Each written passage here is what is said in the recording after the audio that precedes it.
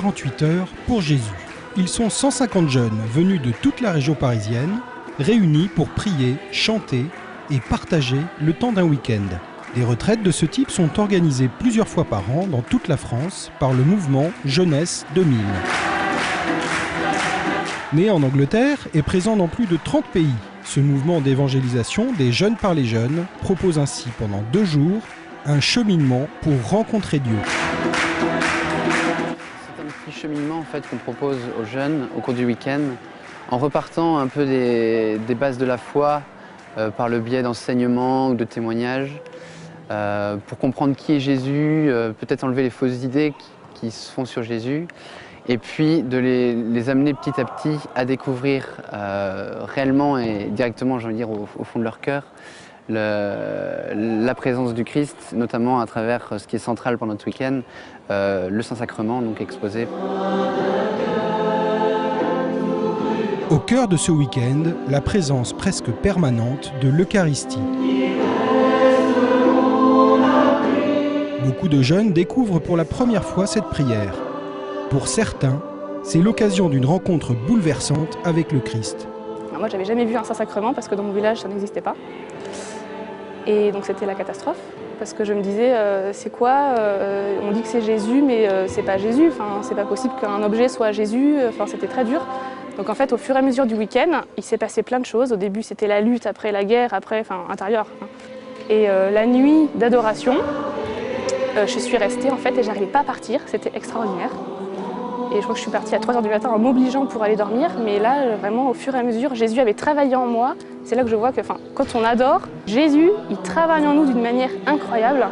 Il nous modèle, il nous change et il nous fait comprendre qui il est. Enfin, il vient en nous, il habite en nous.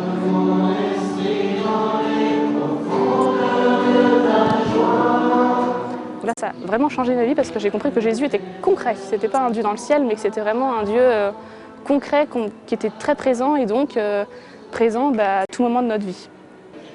Soutien spirituel de ces retraites, les fameux franciscains du Bronx. Née aux États-Unis, cette nouvelle branche de la famille des Capucins exerce son ministère de pauvreté dans les quartiers difficiles. Elle anime la plupart des week-ends Jeunesse 2000 dans le monde. Le père Raphaël est français. Engagé dans la famille des franciscains du Bronx depuis 6 ans, c'est un habitué de ces retraites qui l'accompagne depuis le début.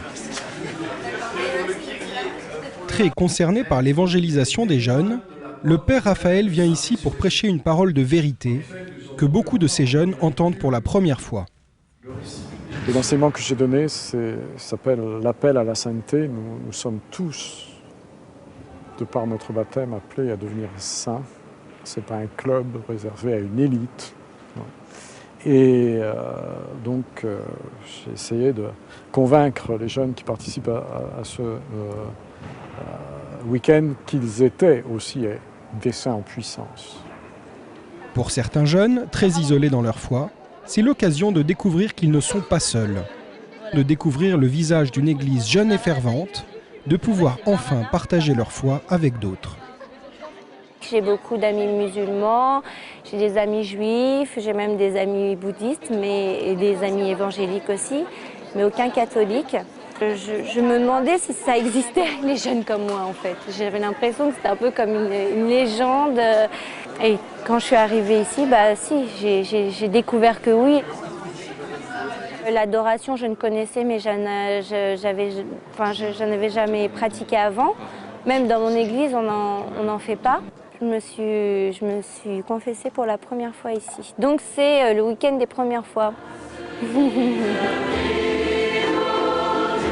Une première fois que les organisateurs de 48 heures pour Jésus espèrent être le début d'un chemin dans l'église pour tous ces jeunes.